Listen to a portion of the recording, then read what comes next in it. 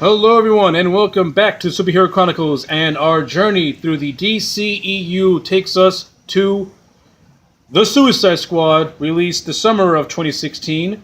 After the polarizing and disappointing Batman vs Superman, Suicide Squad had a lot on its shoulders and had a lot of unneeded pressure.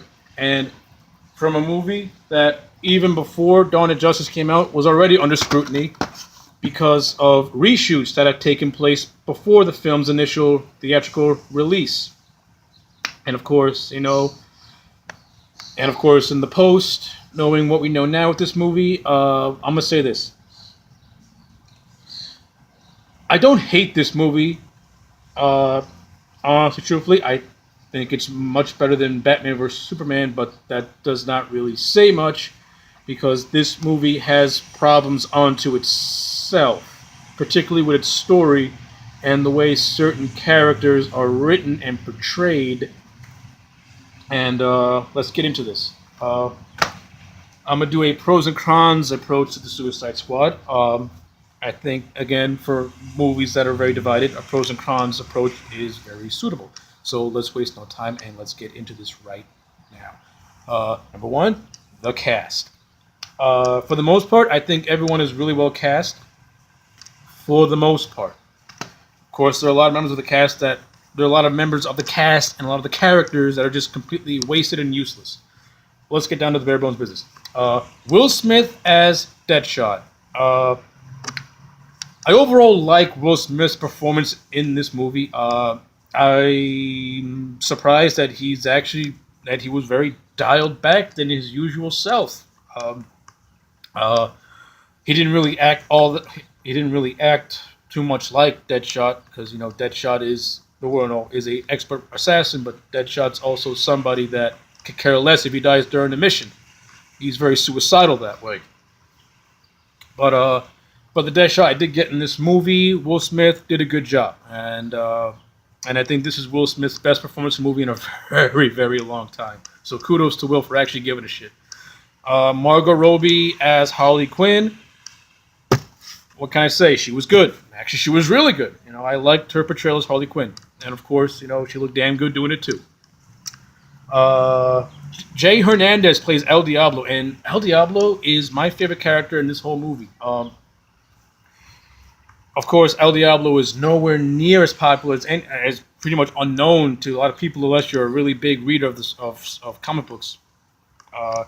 But I liked the portrayal that Jay Hernandez gave El Diablo. He actually gave him some dimension, some intrigue, and and the tragic backstory where he kills his family in a fit of rage, and he pretty much swore off using his powers for any force. I liked that whole thing, and I thought that was really well handled to the best of the abilities. So I got no problems with that. Adewale, can't pronounce your name. I apologize. Played Killer Croc, and I love the prosthetic makeup design for Killer Croc. It looks fantastic. It's practical makeup. Always looks good on screen, no matter what era you're in. And Killer Croc looked fantastic. But he was also really wasted. He didn't really have a whole lot to do. Didn't really have a whole lot to say.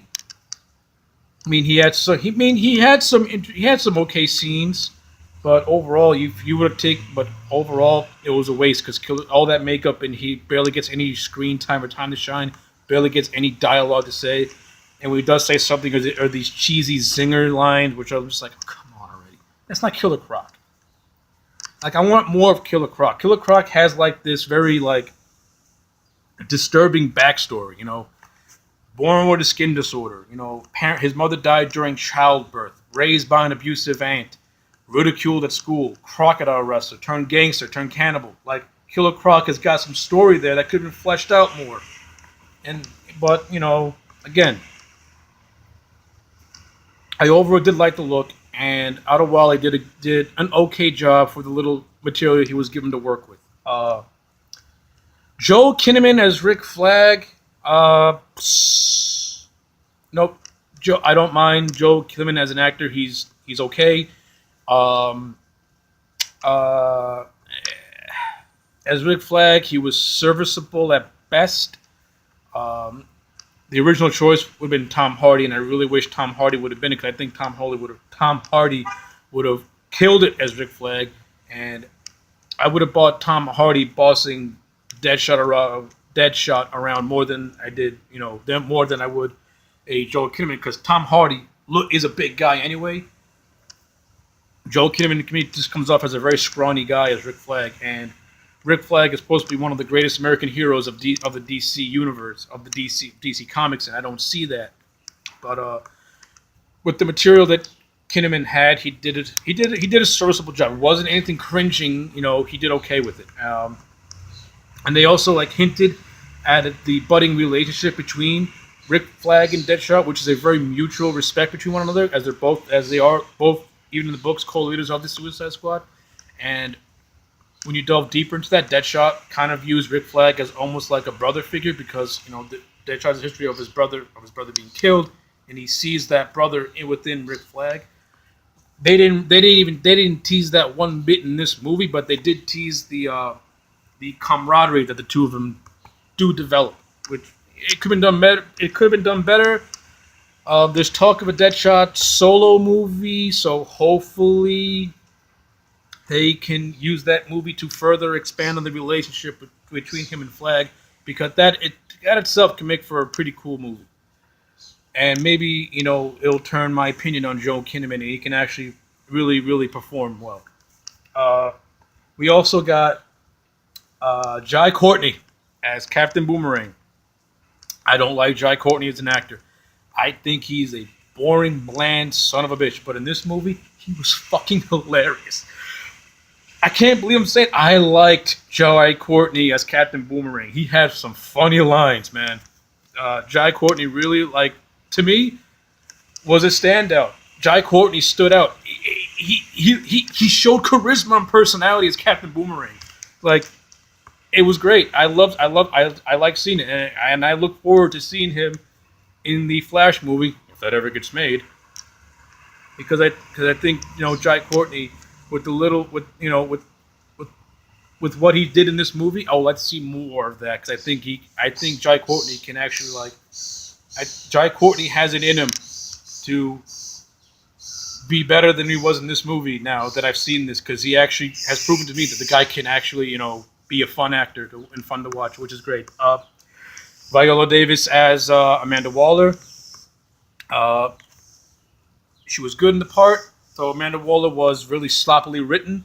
But she got down that Waller attitude and Waller presence to her, that take no shit bullshit, that take no shit attitude that Waller has. She did a good job with that. And the actress who played the Enchantress was trash. I didn't like her at all. She was boring. She's devoid of personality. And the Enchantress as a character in this movie just flat out sucks. And the Enchantress just sucks in general. She had a good character. And then we get to Jared Leto as the Joker.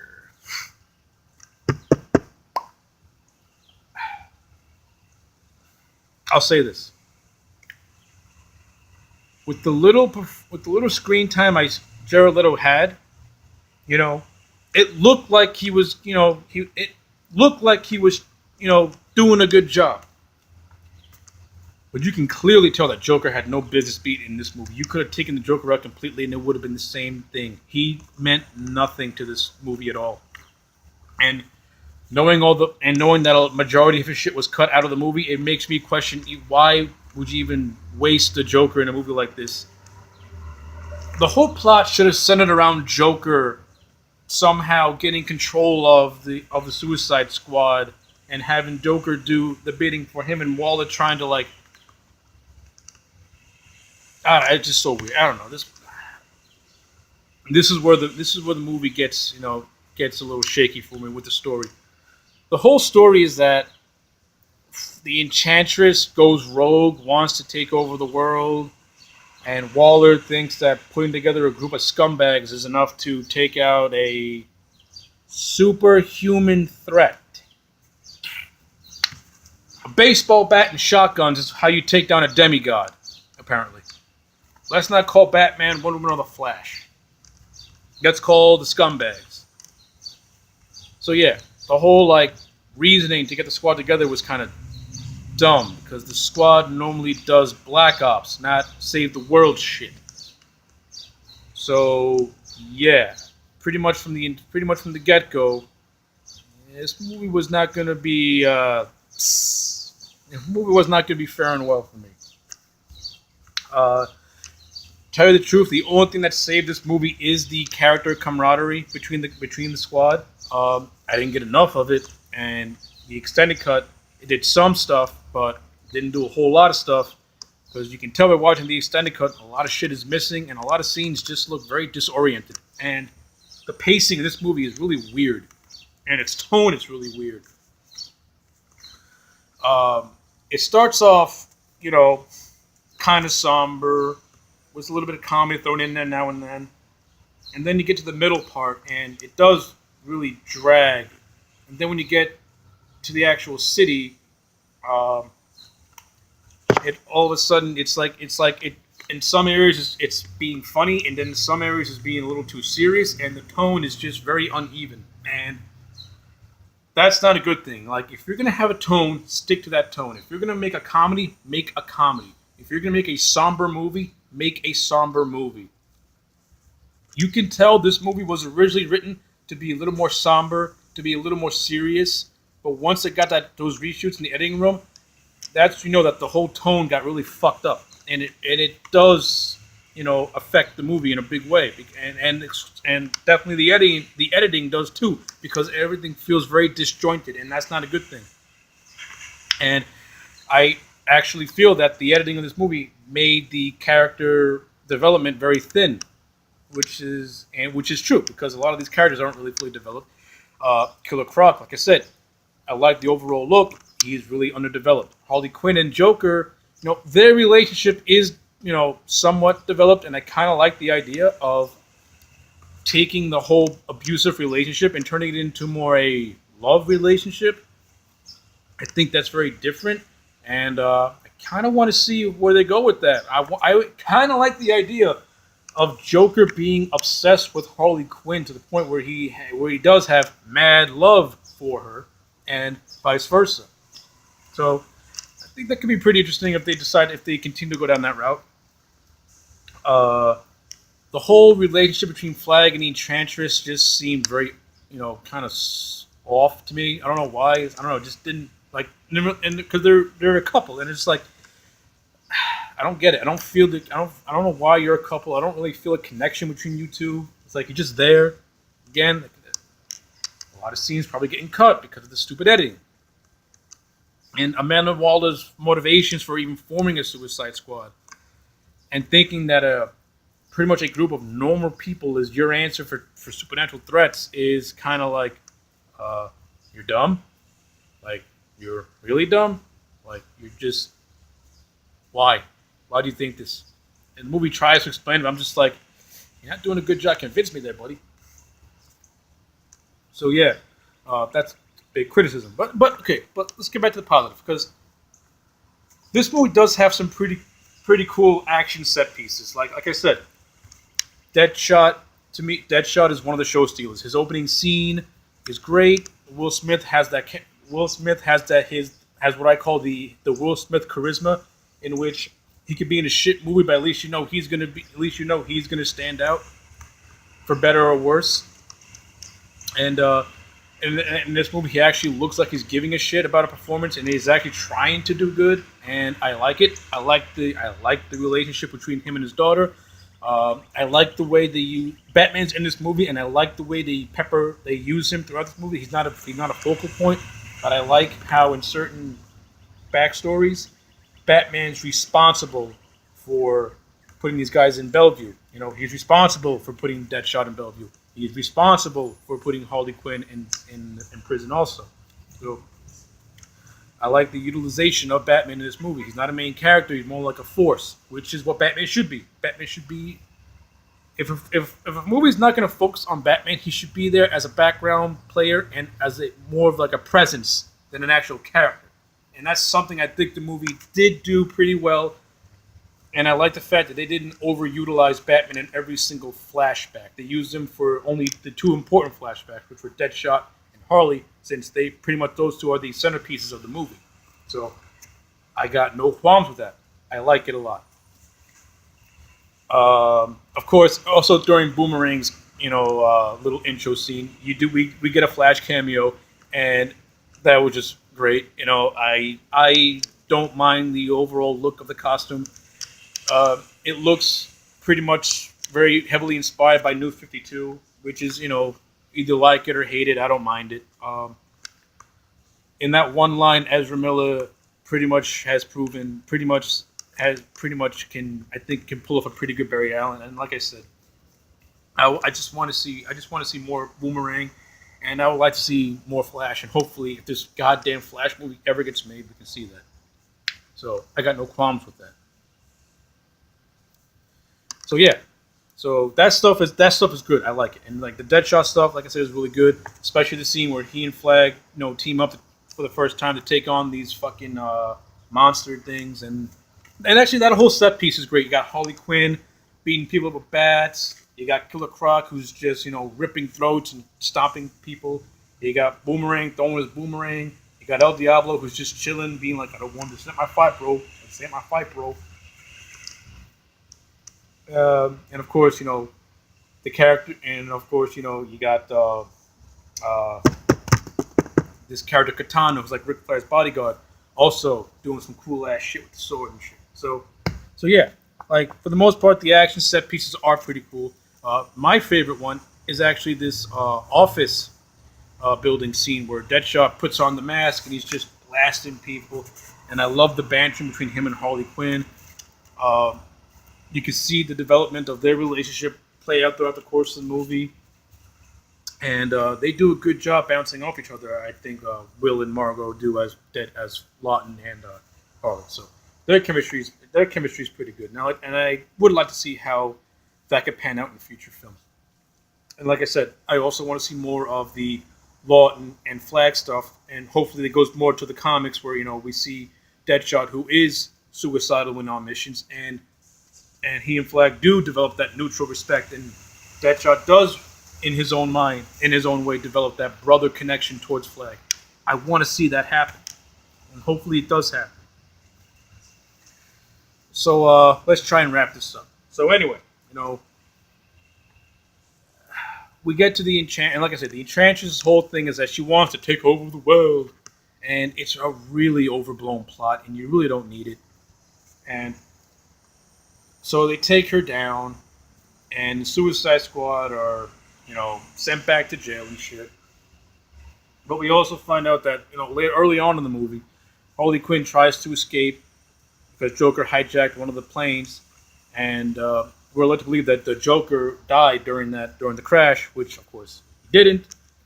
And Joker pretty much, breaks Harley Quinn out of prison, and that's pretty much how the movie ends. And then, of course, we get a post-credit scene that pretty much where Bruce talks to Waller, pretty much setting up the Justice League and good stuff like that.